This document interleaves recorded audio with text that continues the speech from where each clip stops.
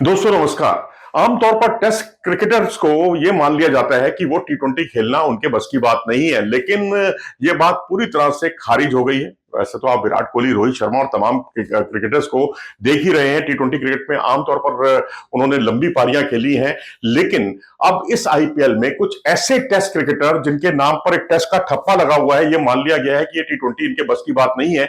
लेकिन उन्होंने बिल्कुल सारी जो इस तरह की बातें हैं उसको पूरी तरह से सिरे से खारिज कर दिया है। चाहे वो अजिंक्य रहाणे हो, चाहे वो केएल राहुल हो, चाहे करुण नायर हो या ध्रुव जुरेल हो। करुण नायर, अजिंक्य रहाणे, केएल राहुल, ध्रुव जुरेल, इन सब ने सारी परिभाषाओं को बदल दिया है। करुण नायर जिन्होंने बहुत ही शानदार बल्लेबाजी की, मुंबई इंडियंस के खिलाफ टीम को नहीं जिता पाए वो एक अलग बात है, लेकिन 40 गेंदों पर 89 रन, एक ऐसा प्लेयर जिसको टी20 के लायक समझा ही नहीं जाता था, उस खिलाड़ी ने 12 चौके लगाए, 5 छक्के लगाए।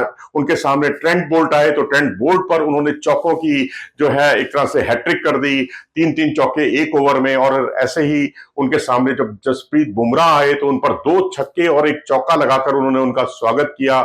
ऐसे हार्दिक पांड्या आए तो उनके एक ओवर में छक्का, फिर अगले ओवर में फिर छक्का।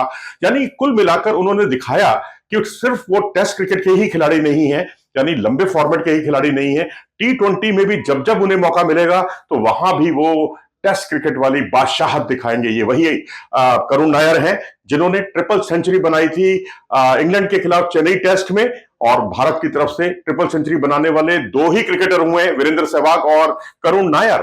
चलिए बात कर लेते हैं अभी इनके जो विजय हजारे ट्रॉफी थी उसमें इनका प्रदर्शन जो है सर बहुत शानदार रहा। 542 रन इन्होंने कुल मिलाकर बनाए, 5 बार नॉट आउट रहे और 3 लगातार सेंचुरी इनके नाम रही। और इसके अलावा इन्होंने जो सईद मुश्ताक अली ट्रॉफी होती है वहां भी अच्छा प्रदर्शन किया। रणजी ट्रॉफी में तमिलनाडु, केरल और हैदराबाद के खिलाफ इन्होंने शानदार सेंचुरी बनाई। और अब अजिंक्य रहाणे की भी बात कर लेते हैं। अजिंक्य रहाणे को भी टेस्ट क्रिकेटर माना गया, और ये जब भी टी20 की बात होती थी तो उनके नाम पर विचार भी नहीं किया जाता था। यहां तक कि महेंद्र सिंह धोनी जब कप्तान थे वो वनडे में भी उनको टीम में नहीं रखना चाहते थे, लेकिन अब जो है वो टी20 के बड़े बड़े खिलाड़ी बन गए हैं। जी हाँ, महेंद्र सिंह धोनी ने ही उनको जो है पिछले साल तक जो है अपनी टीम में बहुत तेज बल्लेबाजी करने की आदत डलवाई, और अब नतीजा ये है कि अब वो केकेआर के कप्तान बन गए हैं टी20 फॉर्मेट में, यानी आईपीएल में।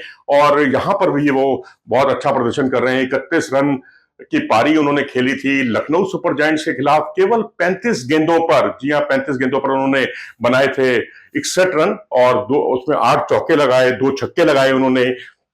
और इसके अलावा सनराइजर्स हैदराबाद के खिलाफ भी उन्होंने 38 रन की पारी खेली, यहां पर भी उन्होंने 1 चौका और 4 छक्के लगाए। आप इससे अंदाजा लगा सकते हैं छक्कों की संख्या, सिक्सर्स की संख्या उनकी कहीं ज्यादा है। इसी तरह से अगर आप केएल राहुल की बात करें, उन पर भी टेस्ट क्रिकेट का ठप्पा लगा हुआ था, और पंजाब किंग्स और लखनऊ सुपर जायंट्स की तरफ से उन्होंने खूब रन बनाए हैं। लेकिन यहां पर इतने अच्छे स्ट्राइक रेट से वो पहले कभी नहीं खेले थे जितना कि इस बार खेल रहे हैं। चैंपियंस ट्रॉफी में भी हम उनको देख चुके हैं खूब चौके छक्के लगाते हुए, और एक तो छक्के के साथ उन्होंने भारत को मैच जिताया था, महेंद्र सिंह धोनी की यादें ताजा करा दी थी। और यही केएल राहुल जो है जब आरसीबी के खिलाफ उतरते हैं तो 93 रन की पारी खेलते हैं केवल 53 गेंदों पर, और उसमें उन्होंने 7 चौके और 6 छक्के लगाए, और वो नंबर 4 पर उतरते हैं, मैन ऑफ द मैच बनते हैं।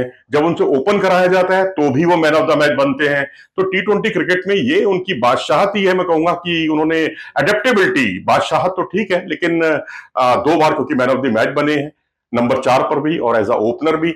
और उन्होंने जो बल्लेबाजी की है वो बड़े कमाल की है। चेन्नई सुपर किंग्स के खिलाफ 51 गेंदों पर 71 रन की उन्होंने पारी खेली, जिसमें 6 चौके लगाए, 3 छक्के लगाए, यहां भी मैन ऑफ द मैच।